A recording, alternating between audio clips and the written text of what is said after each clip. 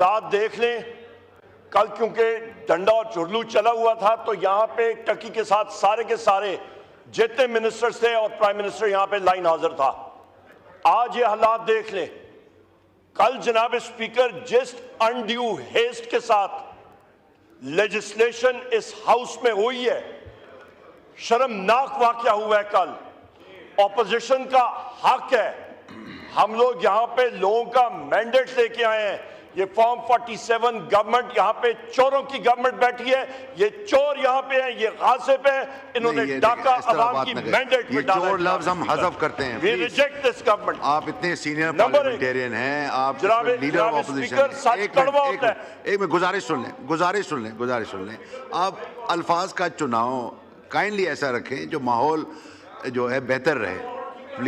Please Umar अय्यूब साहब का mic खोलें। जनाब स्पीकर